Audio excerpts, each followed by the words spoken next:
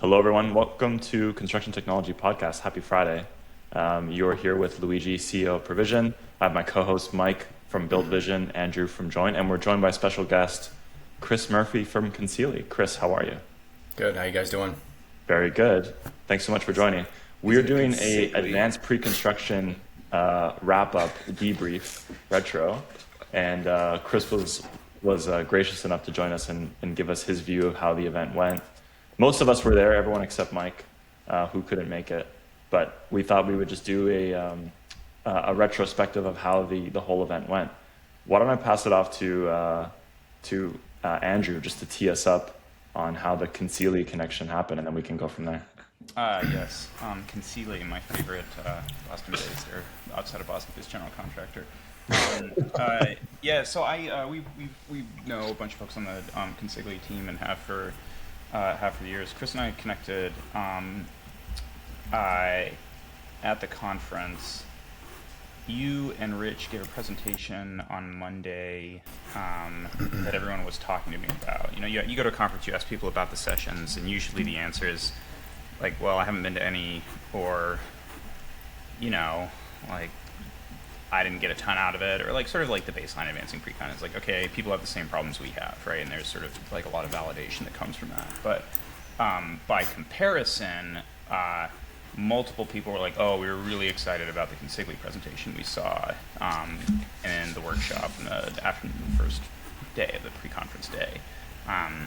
And so I made sure to hunt down these like new superstars of pre-construction data to hear a little bit about it. So that was how we connected. Yeah, actually, Andrew, I had no idea who you were, to be honest with you, because I've never met you before. So we talked briefly, and then you actually put me with one of your tech leads there, and he kind of brought me up to speed. Like a 20-minute kind of debrief to run over all the updates to Join. Super impressed to go through that system because I've used it about maybe a year and a half, 2 years ago. And it was really cool to see how much refinement, how much, obviously, money and time you guys have spent building that system up. It's incredible.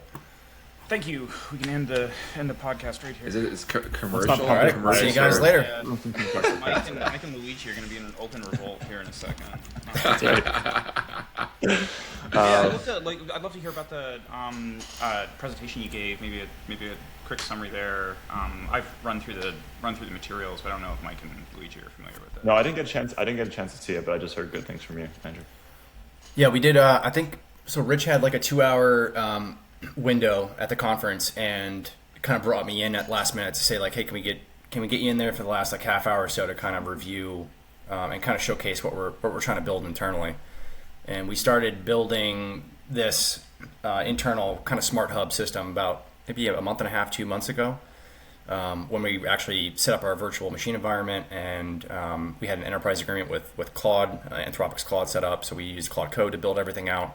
And it was kind of a good time for us to, and we've been talking about this internally for about a year, internally trying to gain support and trying to push the narrative that we should attempt to try to build something internally. The worst case scenario, we spend a few $1,000s and fail. There's plenty of solutions out there, but I think with us, we're just such a large company, and like every other GC in this industry, our data is pretty siloed. You grow so quickly and things work at a smaller level, and then before you know it, you're doing $5+ billion in revenue, and you're still using the same system architecture that you had years ago.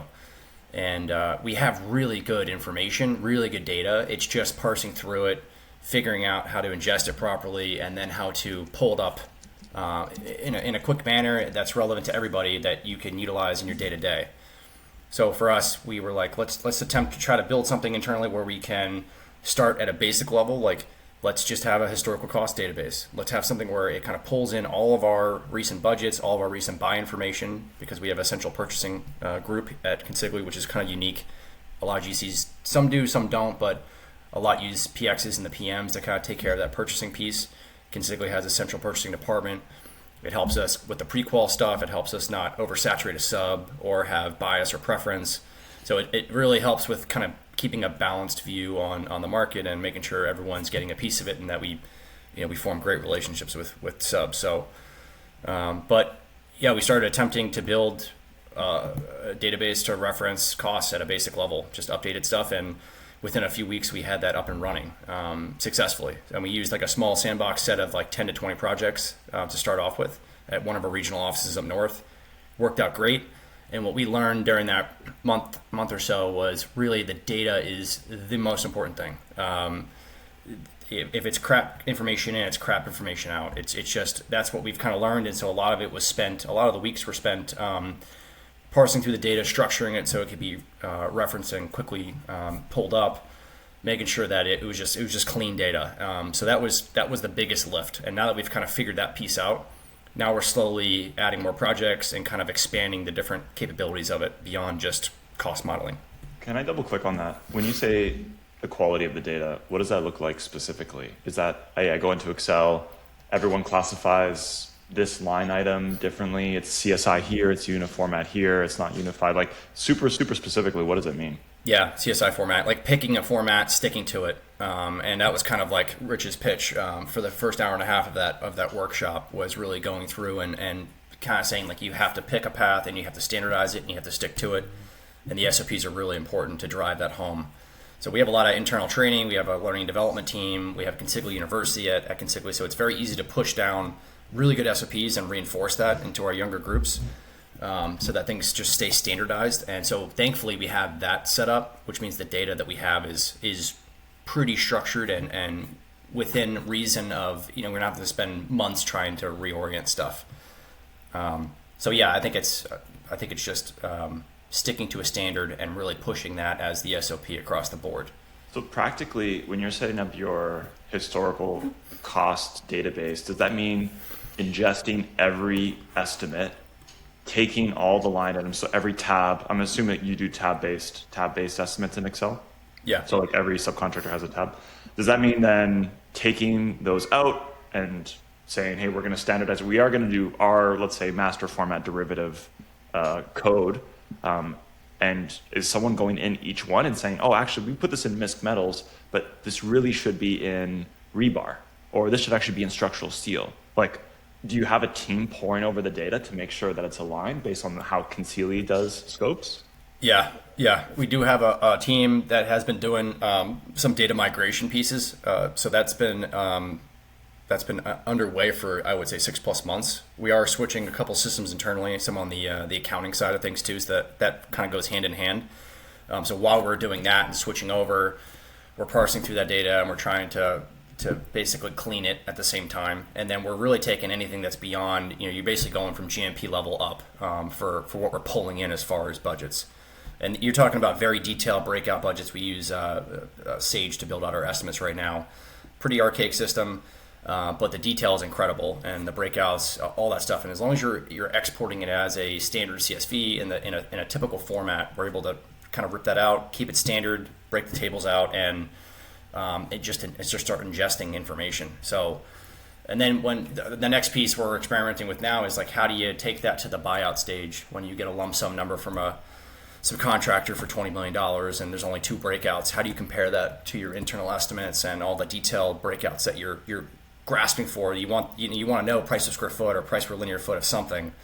How do you extrapolate that from lump sum numbers? That's kind of the more difficult part. We do have very detailed leveling sheets. Sorry, go ahead. How do you do that?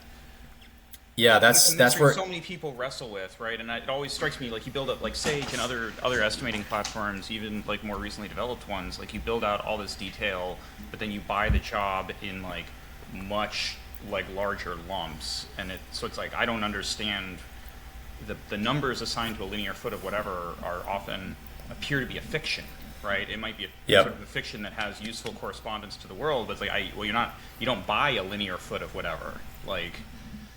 Yeah, I think that a lot of that it falls back onto us. It's the scope sheets and the leveling sheets are really important. That's super critical, and we have very detailed leveling sheets. It's all in Excel. There's obviously a lot of macros and VBA baked into it, so they're not just simple sheets. But there is stuff there, and I think it's just having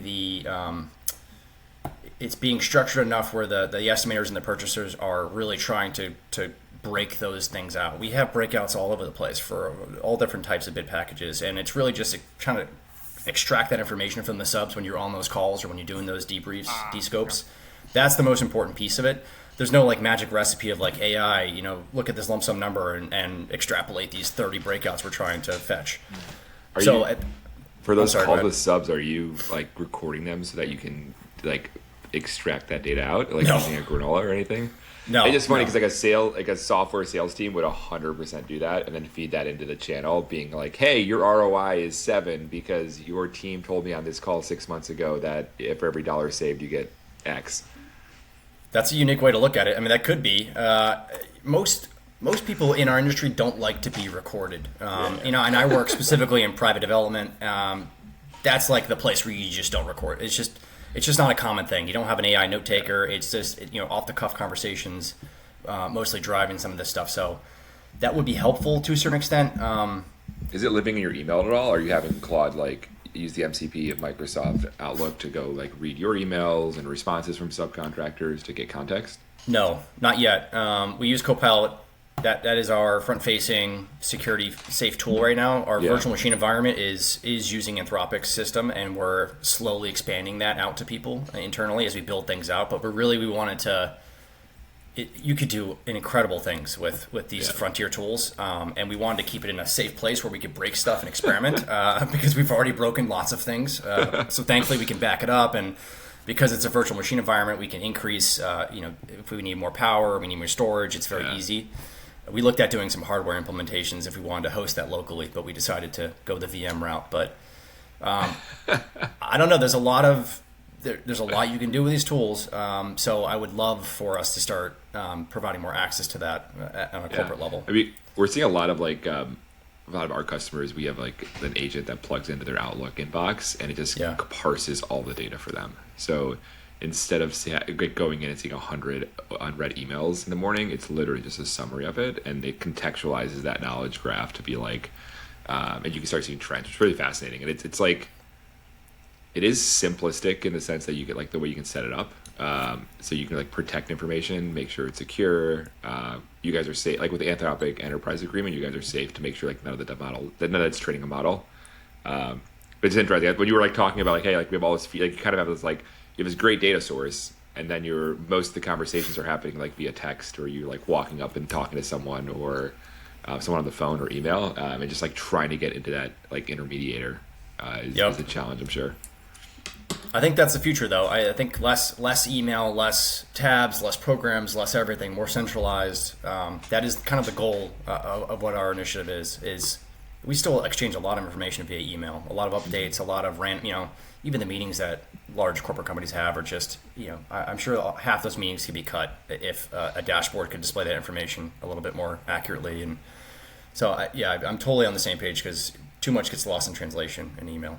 Yeah. So you guys are obviously like scaling drastically. Like what? Like I know we kind of chatted about this via text, but like, what is like the goal? Like, what's the outcome? Like, you guys are obviously. You probably aren't trying to win more projects. I'm guessing you're trying to win better projects or estimate better. Like, what's the top line revenue driver for this initiative that you're trying to drive towards? More information, better information, faster responses, faster turnaround time. It's kind of all the above. It's give better tools to the people who are already working at our company. It's like instead of having to hire another 100 people to take care of a workflow, maybe there's just a refinement or an AI tool or an AI process that can kind of get layered in that could, again, cut some of those meetings out or provide the information you need on a relevant dashboard that is updated and not static. It's not an email attachment that you missed.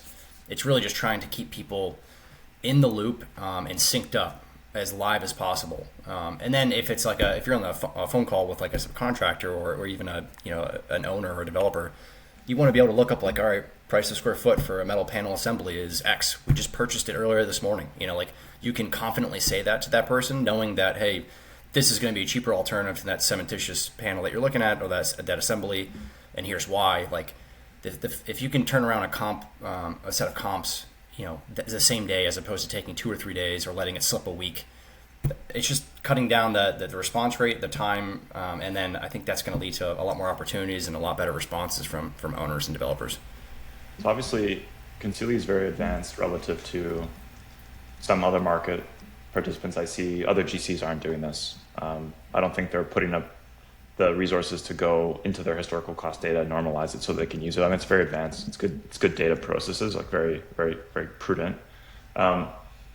Then what's your perspective from advancing pre-con? Because you obviously saw a lot of tools that purport to do some, or at least provide some of the value that it sounds like you're already experiencing. My product being one of them was Scope Agent, right? Normalizing scopes, helping you find gaps, et cetera, making that easy. So then how do you look at those tools? Because there were a lot of scoping tools there. I think there was at least 4 of them. Yeah. That I saw. Maybe just bring us, you don't have to start with scope, but having seen tools and having built some of your own software, give us your perspective about, some of the vendors and how that went for you. It was actually my first time attending that conference, and I thought it was really good, really well organized. Even the app was super clear. It was easy to plan out your day. Like I loved how, I guess I don't go to conferences too often, so I thought that was pretty streamlined. Everyone had a UK accent, which was a little different, but everyone was super nice. So I didn't expect that in Arizona, but. We actually did a download internally yesterday. So all the Consigli team members that attended from our different regional offices, we had people from California in there, and DC, and Boston, Maine, and we all kind of came with like different strategies, different things we were looking for. We're all involved, and we're all in pre-con, but we're estimating, but we all kind of came there looking for different things. And I think our honest take as a group was, it was a crowded floor. I think we saw like 7 companies reinventing the same feature within like 200 feet of each other. So I think most booths were variations of like the same 3 pitches, which were like that AI takeoff, AI bid leveling, and AI spec review. But I think the cool thing is like the capabilities are real now in a way that they really weren't 2 to 3 years ago. I think it was computer vision actually works now, which is incredible, and large language models are amazing and can read specs. And I still think the operational gap is pretty big, but there's a massive difference between can demo and can deploy. So I think it's a lot less. It's still the hype, but it's now they're starting to showcase some tools that are actually real and actually do some good stuff. Have you guys deployed any of those 3 categories? So like AI bid leveling, AI takeoffs, AI scope review.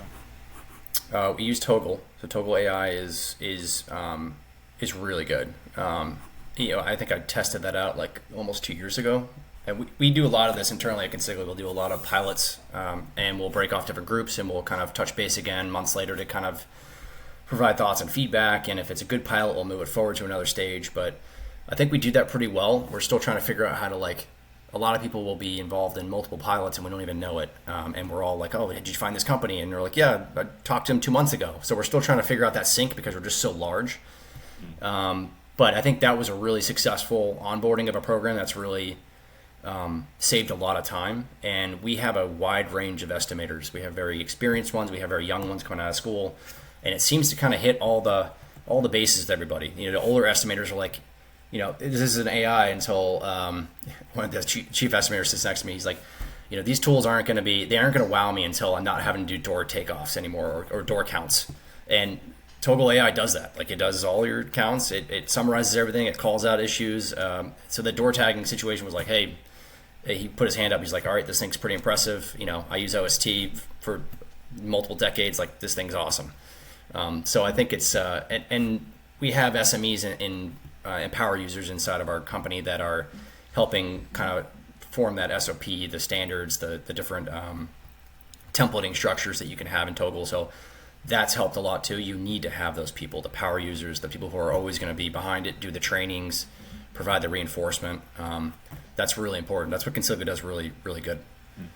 Where is your threshold between build versus buy? You're not afraid of building internal processes. You have your own hub. I don't know exactly what the hub does, but I imagine it's the place where your historical cost data lives, and maybe you plug that into various tools. How do you think about that now, having built some software? Yeah, I don't. We're building software, I should say. It works. It's just like I think the harder part's going to be, that we haven't yet encountered is scaling. Scaling is going to be a big piece of it. So thankfully, we have some really good close alignment and liaisons in our IT group.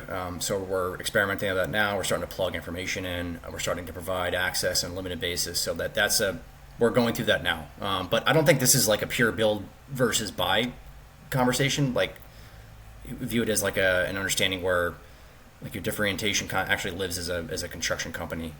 So I think most GCs should absolutely buy the majority of their core software stack, but you know, I think accounting, PM, scheduling, document management, that type of stuff, those are like mature categories. I think where things get interesting is that layer touching all the institutional knowledge and decision making, which is kind of what we're experimenting with now. I think that makes one GC really different from another, and it usually isn't a software license. So I think it's the operational knowledge, that judgment, the relationships, the historical experience stuff. That's all embedded inside the company, and for us, it's just really siloed, and it's just building that middle layer that can kind of reach in without disrupting our day to day, and being able to surface that. That's what we're really after. That's interesting. So it sounds like the advent of these AI tools was a big enabler for building the hub. You guys are starting to look at sort of scaling it. Is there any impact there that you've seen, or is it? I mean, like basically, and I'm curious what Mike and Luigi see. Like we work with a number of general contractors. Periodically, people build solutions for various reasons, and they all, when they succeed, it's great, and when they fail, it's always in scaling. Like it's never in actually building the technology. It's always in implementation and rollout and ongoing support, and buy-in. There's a big difference between like production ready and like demoable, to your point. Yeah. Andrew. Yeah. And so like it seems like the needle on building has been moved a lot. Has the needle, do you have any sense yet of whether or not the needle has moved on adoption with some of the new capabilities that are out there in the tech world? Is that to me, Andrew? Yeah.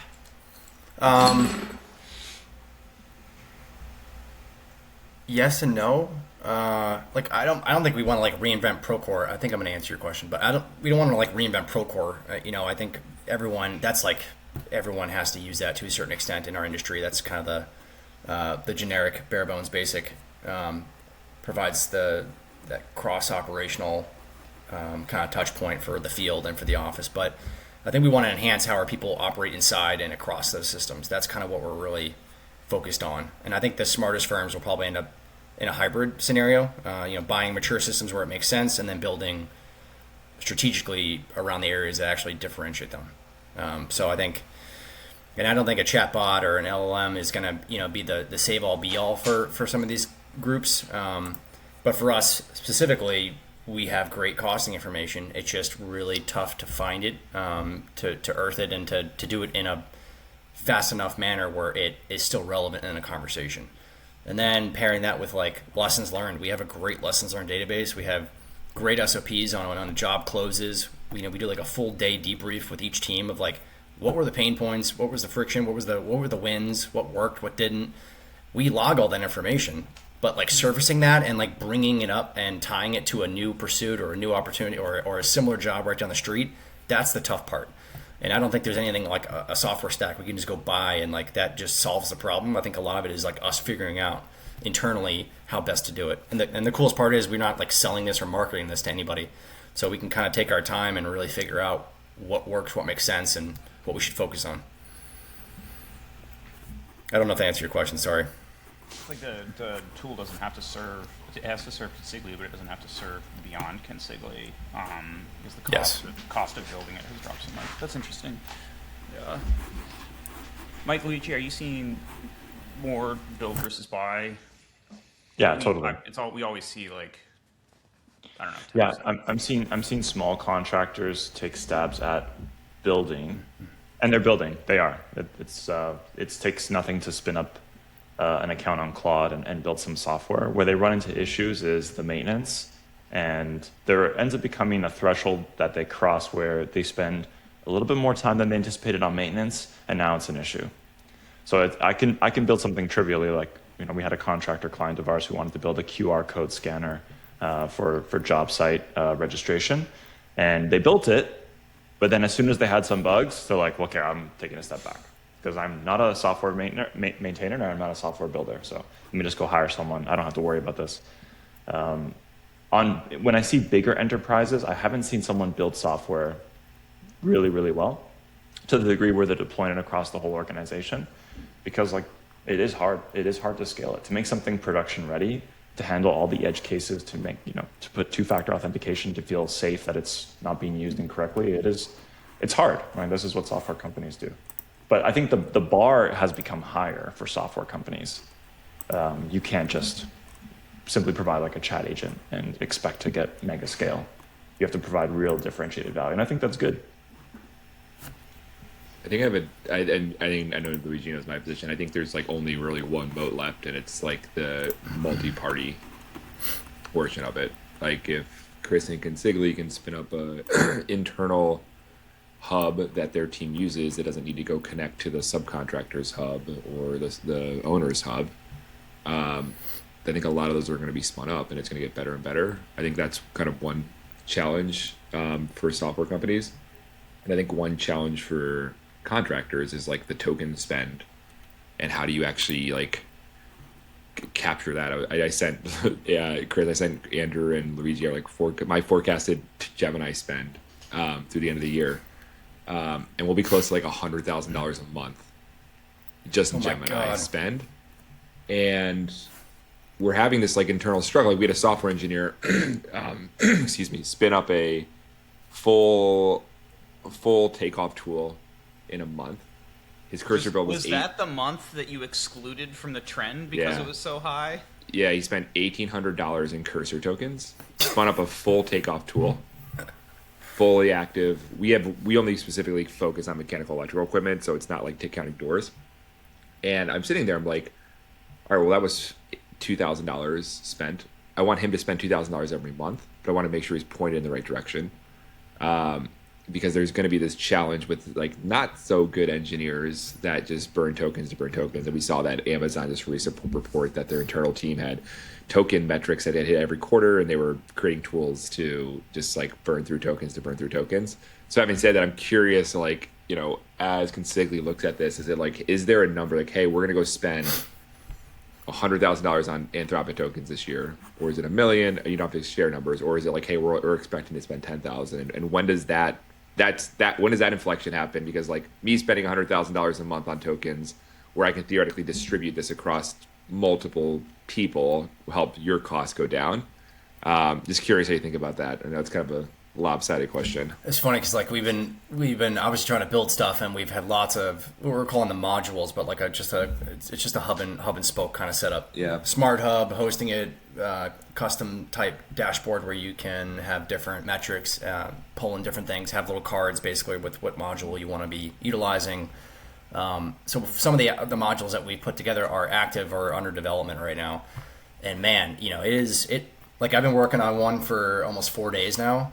And I've messed up a lot of things. Like, thankfully, we're able, because I'm not like I don't have coding background. Like, I'm teaching myself. I'm learning as I go. It's been Do you have a GitHub? Do you have a GitHub at least? Yeah. I mean, right, cool. I'm not deploying anything on there, but I'm constantly on X and GitHub. I mean, there's just amazing things that people. That's the coolest part about this is people are just building and deploying and sharing. So there's a lot of lessons learned. It's all active. It's like a hyperscale. It's happening at on an exponential curve with regards to how this is being innovated. So I'm learning, and then obviously, you know, like I've interacted with the Anthropic engineers on X, like they're on there all the time, yeah. Boris and friends. So it's like these guys are like, it's just so cool that this is like this is happening now. But yeah, like last night I'm building one of the modules here, and it's really just it's a process to scrape through documents. So like we've got project, you know, we have project folders. It's a project number tied with a title, and inside you have documents, you have specs, you have code memos, you have appendices, and this process, it was a module for visual purposes to kind of demonstrate that internally, but it's a process that would happen behind the scenes of basically it'll go through in a very specific order, and it will scrape all the relevant information from that project to kind of give us like a nice kickoff document internally, where it's like, hey, these are the top 70 fields. Everyone kind of comes into this project now and they understand like, all right, these are the architect of record. Here's the mechanical system. Here's how many floors. Here's what the constructability type is. Like very basic things that take forever to pull out that we never seem to kind of standardize and put into any of our systems, where people will just fill out the bare minimum, and then you never really have any good metrics to fall back on.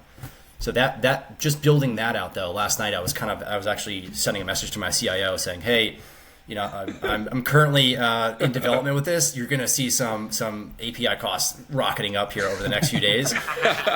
So that's how we internally and we have limits set that are much less than what you previously stated. But it's only 3 of us in this team, and we're basically, we understand when we're deploying, when we're building, and there's some heavy coding going on, and we give them a heads up like, hey, you're gonna see like $100-something hit over the next hour or two. Don't freak out. Don't freak out. And like that's the coolest part about this one process though, because when I started it like a week or 2 ago, it was doing a full scan and it was doing really well, getting like 90% plus of all those fields back from scraping documents.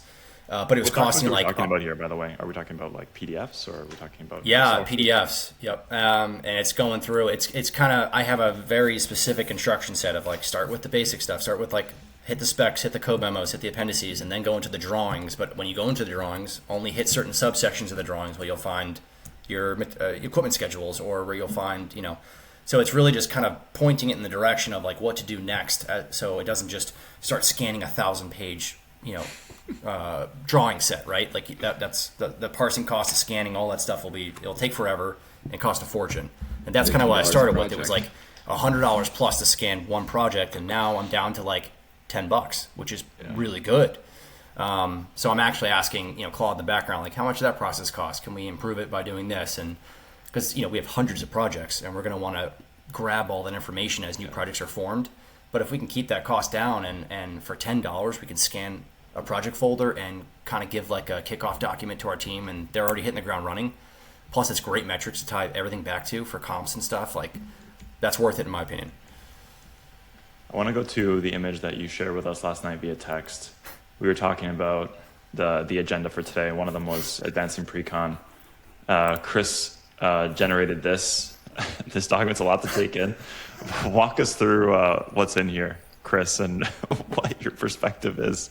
What's the advancing pre-con expo going to look like in 10 years? Well, hopefully not like this. I don't think it'll look like this. We have other if it does. Yeah, no, it's that was a funny. Honestly, didn't know this was going to be part of it, but yes, this is in a nuclear winter in the future. We might have outdoor markets and outdoor expos to kind of keep things simpler. But I mean, it's crazy. And I think one of you guys commented in the chat of like, a couple months ago, all these pieces of signage would have had like scrambled text, and it would have been hallucinations of the AI. Now between GPT, this is GPT produced this, but even Nano Banana 2, and these are incredible image generation tools. It's insane. So yeah, this is more or less like a very exaggerated version of what was going on at the expo. It was just a lot of it's hype. AI is the new hype right now, and it's tough to kind of get away from it. And everyone is pushing some.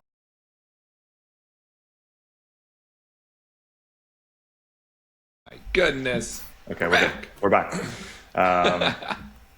So let's go into the second question. From my perspective, I saw a couple of tools that were doing scope generation, like we're doing with Scope Agent now. What do you think about this category? And obviously, don't pull any punches here. It doesn't, I want to make sure that we're providing no value. Everyone's going to do great except for the yellow company and their choice of yellow. A lot of yellow. What are your thoughts, Chris? What are your thoughts on the scoping agent world? I think the reasoning capability is real. I think the workflow understanding kind of still isn't there yet, but I think I don't think the scope gaps don't happen because people can't read the PDFs. I think it's just real estimators need to think a little bit more relationally. I think the only bad part about some of the stuff is are the estimators going to retain it? Are they going to understand it? The output will look correct, but is it going to be retained by the estimator? Can the AI can read the spec, the estimator remembers like a lawsuit from 2019. It's like, can that connection be made, or is it just going to be?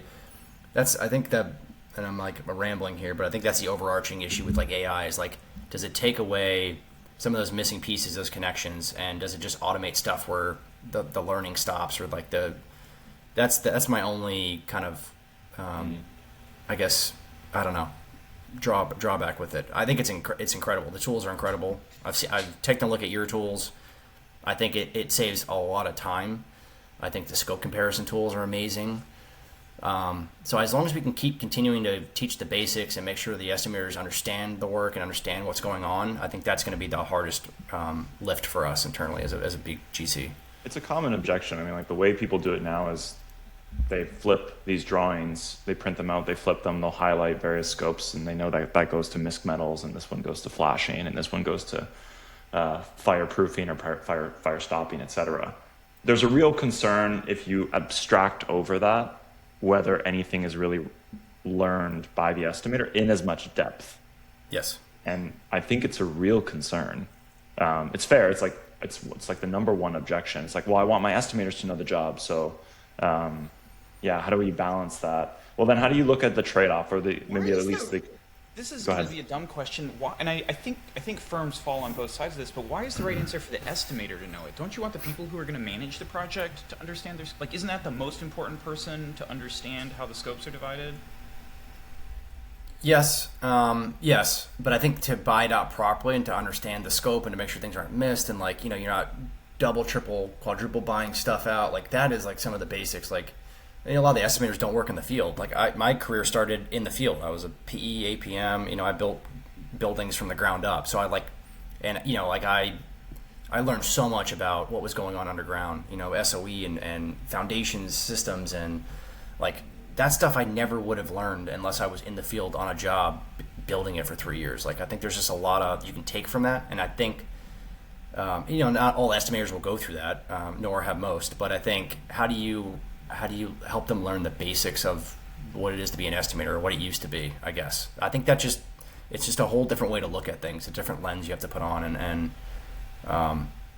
I'm speaking more for the young kids coming out of school who are just tech forward, insanely fast response.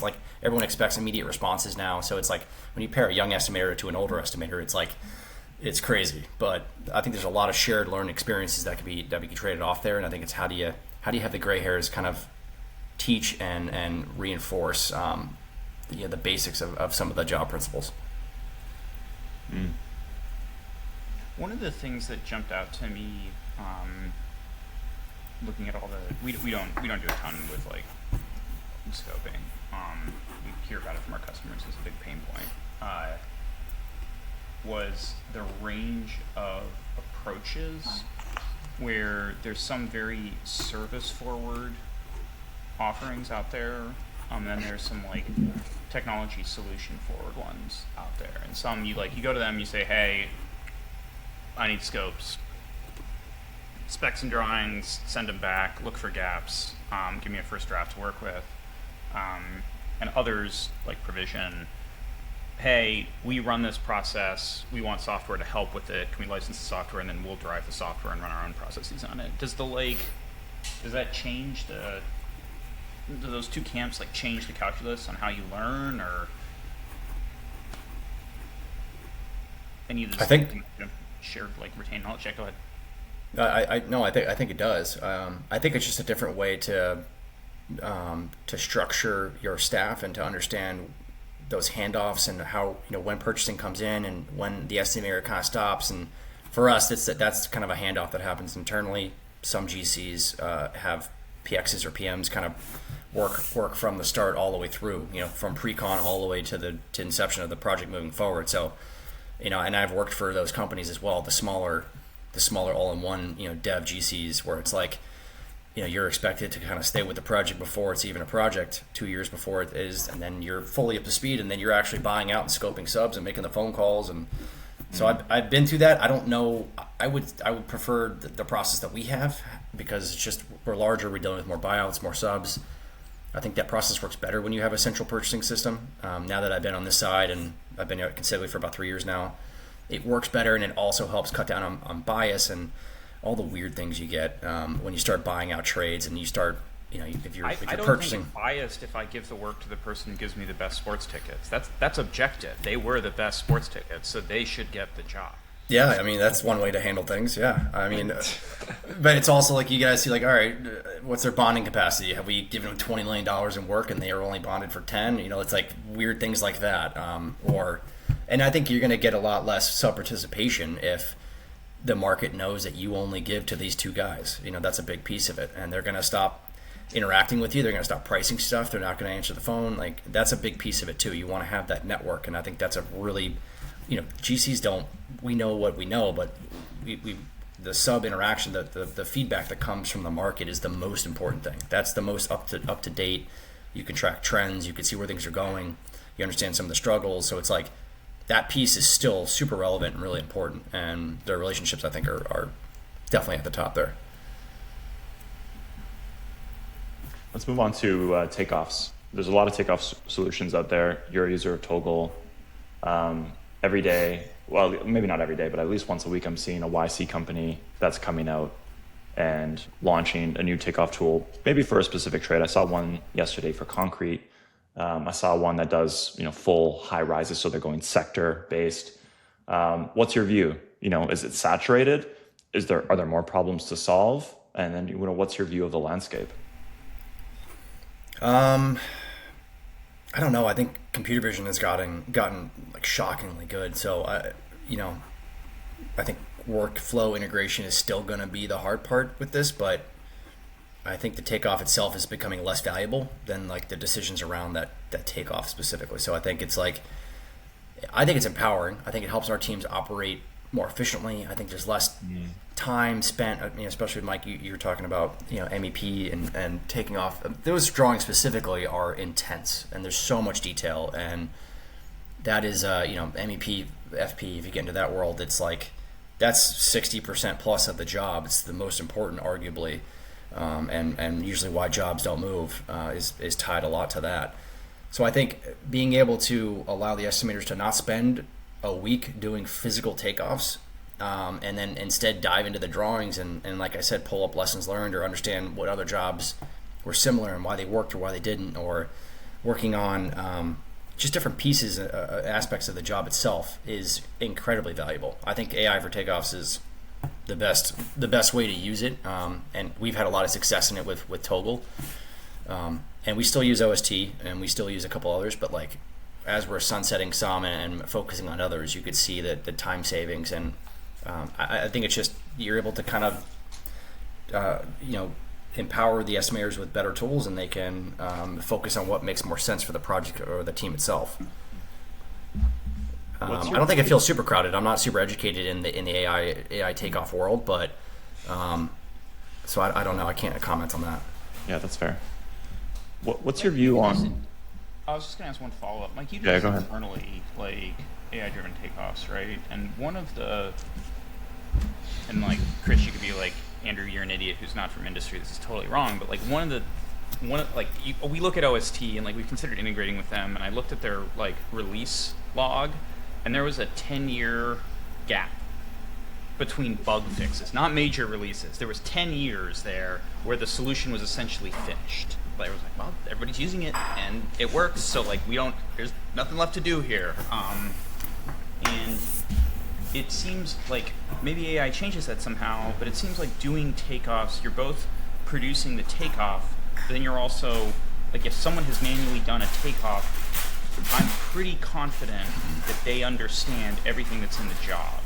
Right, it's sort of it's like a proof of work. Like the takeoff is proof of work of like a skilled person understanding the details of the job. And like, do you worry about that? Does it not come up? It turns out you can understand the job. We're doing the like AI takeoff better than you can like flipping pages through the drawing set. I think everyone learns a little differently. I think the way that some people learn a job intricately into the details and the weeds is changing. I don't know you necessarily have to take off every linear foot of pipe in a job to understand that it's a VRF system. These are refrigerant lines. Like I don't know. Like I think that's, in my opinion, it's a massive waste of time to have someone manually sitting there drawing and taking off stuff as has been done with OST for years. So the fact that now you can, and the biggest thing with OST too, and not to shit on them, I think it's an amazing program in itself. Like it's just the gold standard. But the fact that you can't have multiple people working inside of it is also really frustrating. Like you can't. That's the best thing about Toggle is you can have 10 people all in the same takeoff doing different parts of the drawing, really hammering it out. And I think that synergy is really awesome. And I think you're going to see a lot more of that in the future, where people are going to be asking for like, hey, I want to have multiple team members in this program. We can all reference things. We can all do pieces of work. We can cut it up.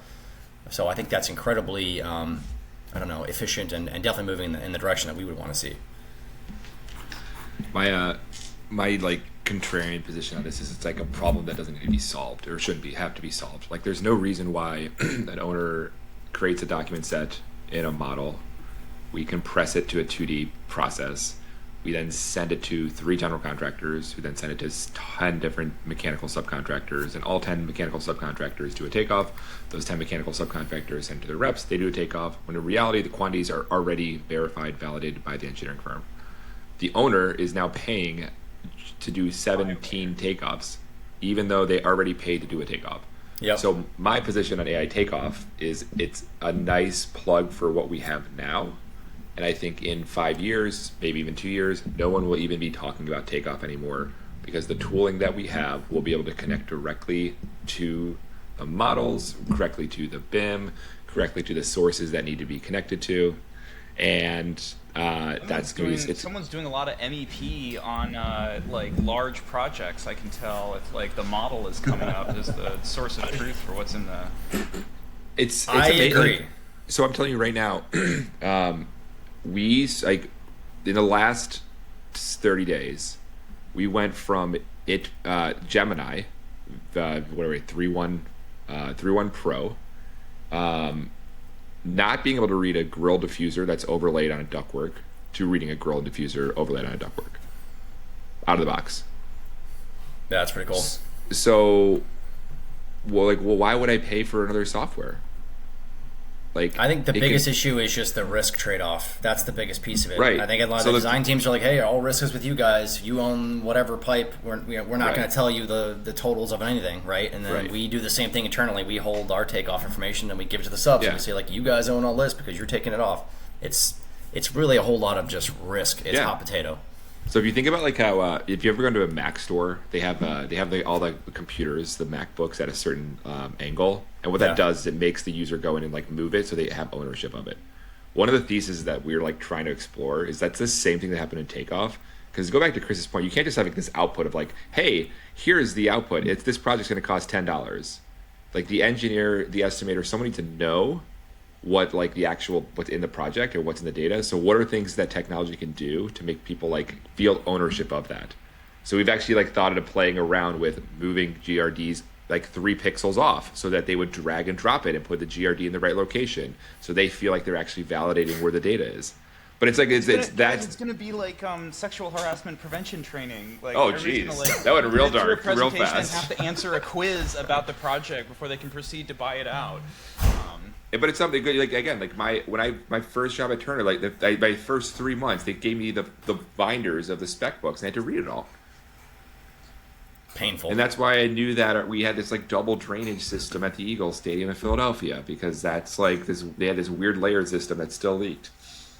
I agree. I'm hoping that all of this leads to things taking less time. I think it will. Overall, the whole process. It clearly will. I'm on the other side of Mike's argument. I don't think the models are very good at takeoffs at all. But Mike, let me ask you a question. Based on what you have right now, let's say you were running a ductwork company. Yeah. Okay. You can choose one and only one resource to take off your projects. Do you use Gemini 3.1 or do you use a human? And you have to rely on their output. Which one do you choose? So you still have a human. And the challenge with ductwork is like the ductwork's not even accurate on the drawings. So even if you have a perfect takeoff, like the first thing I learned as a mechanical estimator was that an engineering firm never does the like in a drop ceiling building, they never do turn-ups and they never include the 6 inches through the floor. No matter what, on any drawing, there's never that. So you always have to, every time you do a floor, he'd had an Excel sheet, he just said, all right, we're gonna do, there's 13 risers, there's 13 pipes in each riser, I'm gonna multiply by 6 inches. Every time. Like that's never going to be solved by a model. So, but that because the drawings are complete. But as we pull off of this idea that the drawings aren't actually the source of truth, then those things get solved because you are theoretically running the ductwork through the risers already. I think it's solving a problem that's not actually a real problem. That's my overarching take on it. While we're potentially wrapping up here, what are the top lessons learned from yourself and the Consigli team, Chris? Apart from you being a great poker player. Yeah, play more poker, obviously. I think most lessons learned. I would say most AI projects are secretly data projects. I think like data cleanup is the actual project, and that's something that we're living through right now. And I think it's a really important piece for people to focus on. When I was at that conference, we had people obviously stopping us immediately after the presentation and then throughout the show, and it was a lot of like, hey, we're trying to do something similar, but we're failing, or we're getting really frustrated with this, or I had one guy, like a Midwest GC that was there, and he was like, yeah, I've got a 26-year-old working for me, and he's using Claude Enterprise, and he's figuring stuff out, but it's really frustrating because we just can't we can't connect all the dots and stuff. And I think there's a lot of people that are just like on the verge of giving up, and it's the worst time to do that, in my opinion. Like every week, there's more capabilities being shipped out, and more amazing people sharing their information and their insights and their findings through GitHub or X or any of these social networks where people are just building and shipping, improving. And I think it's a really unique way to share information and kind of help all of us kind of grow and make the right decisions together. I think it's almost like having a peer group or something, because there was I'm trying to think of who I have, but Burns and McDonald did a presentation there. They're a huge design firm, international, but these guys, That's awesome. They've done what we're attempting to do now, and they already have a system in place. Like they've had it for I think over a year now at this point. So it's possible to do these things, to make modules that make sense, and to ship out agents internally in a marketplace that solve problems internally. It just takes a lot of time and effort. So I just think people need to stay focused and driven, and this isn't a hype cycle. AI is not going away anytime soon. So I think it's like learn the tools, understand how they work and what they're good at and what they're not good at, and then see how other companies can help tie in and kind of help accomplish some of the friction points. And if someone's going to get started, or if a GC is going to get started, is it your point of view now that they should get started at the data layer and first take a shot at normalizing estimates to be in a single format? Oh yeah, 100%. And that's the biggest lift. That could take months to years for some companies, depending on how large they are and how much garbage they've occurred or ingested. So I don't know. I would definitely focus on that piece first before you start thinking that Gemini is going to solve all your problems and you just got to dump all your information in there and query it. Like that's not going to do what you think it's going to do, and there might be hallucinations, and you're not going to have the accurate data, which is the entire point of this entire thing, is to have accurate results. You don't want stuff being hallucinated and made up, or because it'll be confident. It'll tell you confidently something is absolutely wrong, but it will convince you that you are absolutely right. Yeah, hallucinations haven't really gone away. I mean, they have been minimized, but you still see them, and you don't want to in certain cases. Mm-hmm. Great. Anything else that sticks out from the conference? You going to go again next year? I think so. I think I'd be more. Yeah, I mean, things are happening fast, so. There's another conference in Boston, I think, at the end of the year that we'll be attending. Which one is that? It's a pre-con related one. It's I can't remember what it is. I'll have to share it with you guys. You're gonna have to send us a referral code. None of us know about it. Yeah, it's free. Get 3 companies signed up. Get a company, yeah. It's actually a newer. I think this might be the first annual. I'm not quite sure. I'll send it to you guys. I'll circulate it so you have it. But I think it's there's a couple of them kind of geared toward this. So I don't know. We'll have to see. We have a lot of people from our company that went to this one last year. It was a lot of hype and talking about what we're going to build, and now we're starting to see some bits and pieces of it this year. So I think it's an exciting time to kind of be in the industry, and for you guys, exciting to see what you guys produce and how you further refine what you guys are producing. I think it's going to be a really cool future in construction. Yeah, I think so too. Mike, Andrew, anything else you want to touch on before we wrap? Great way to wrap. Let's do it. Okay, I'll end the stream now. Thanks everyone for joining.